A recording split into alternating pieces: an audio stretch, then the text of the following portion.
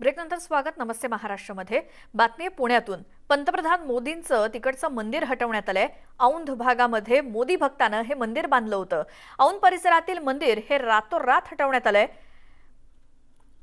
आधी जे मंदिर पंतप्रधान नरेंद्र मोदी यांचं बांधण्यात आलेलं होतं, एका मोदी भक्तानं पुण्यातल्या औंध भागामध्ये मोदींचं मंदिर बांधलेलं होतं. मात्र रातोरात हे मंदिर हटवण्यात आलेलं आहे. पीएम कडून कानपिचक्या दिल्यानंतर या मोदी भक्तानं हे मंदिर हटवलेलं आहे. पुण्यातल्या औंध भागामध्ये पंतप्रधान मोदींचं मंदिर हे मयूर मुंढे नावाच्या एका मोदी भक्तानं बांधलेलं होतं. मात्र पंतप्रधान कार्यालयाकडून कानपिचक्या मिळाल्यानंतर हे मंदिर हटवण्यात आलंय. मोदींचा हा पुतळा हलवण्यात आलाय. शेजारच्या नगरसेवकाच्या कार्यालयामध्ये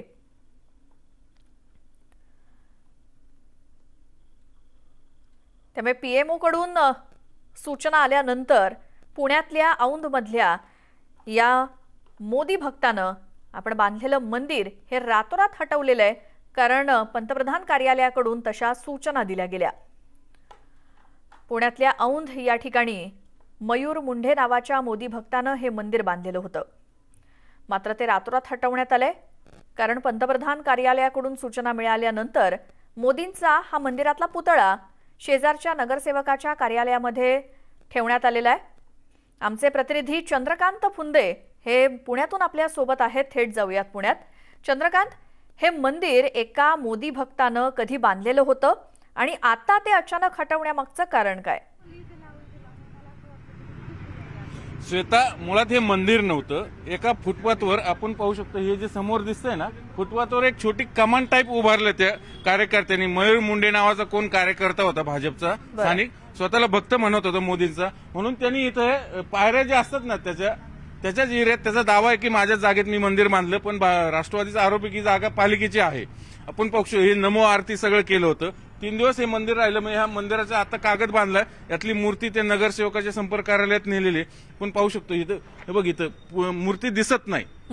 अगदी क्लिअर कट आहे, कारण रात्रीतनं काढून नेली. याचं मागचं खरं कारण असं आहे, आज राष्ट्रवादी इथं आंदोलन करणार होती. पंतप्रधान मोदींची जी मूर्ती आहे या मंदिरात छोट्या कमानीत बसवलेली, त्याला नैवेद्य दाखवणार होती महागाईच्या विरोधात, पेट्रोल डिझेलचा. याच्यामुळे साहजिकच पंतप्रधानांची नाचक्की होणार होती, म्हणून रात्रीतनं ही मूर्ती हटवली. पण आता ह्याच संधीचा फायदा घेत ऑब्व्हियसली भाजपला बॅकफूटवर जावं लागलं. राष्ट्रवादीने आता याच आक्रमक होत आंदोलन सुरू केलंय आणि हे आंदोलनासाठी हे कार्यकर्ते राष्ट्रवादी सगळे जमलेत. मला सांगा, काय भूमिका आहे नेमकी तुमची? कशासाठी जमलेत तुम्ही इथून?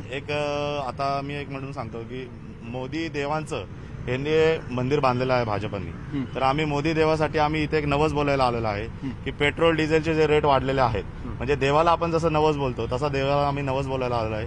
पेट्रोल डिझेलचे रेट वाढले आहेत, गॅसचे रेट वाढलेले आहेत, अजून आपले तेलाचे खाद्यतेलाचे जे रेट वाढलेले आहेत, त्याचा आम्ही नैवेद्य दाखवून मोदी देवाला असं सांगणार आहे की देवा आम्ही नवस मूर्ती तर नाहीये ना तिथं? मूर्ती नाहीये, पण आता असं समजा की लॉकडाऊन आहे त्यामुळे त्यांनी मंदिर बंद केलेलं आहे. मंदिर उघडायला परमिशन नाहीये, त्यामुळे आम्ही असंच त्यांना नैवेद्य दाखवतो. देऊळ बंद आंदोलन समोर तुम्ही आंदोलन करताय, तुमचं आंदोलन एका अर्थाने बेकायदेशीर नाही. बेकायदेशीर असलं तरी आता शेवटी आम्ही देवाला नवस दाखवू शकतो ना.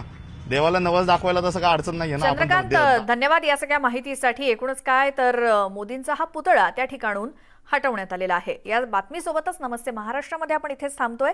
या दरम्यानची एखादी बातमी पुन्हा पाहण्यासाठी न्यूज 18 लोकमतच्या YouTube चॅनलला सबस्क्राईब करा आणि महत्त्वाची गोष्ट म्हणजे घराबाहेर पडताना मास्क घालायला विसरू नका.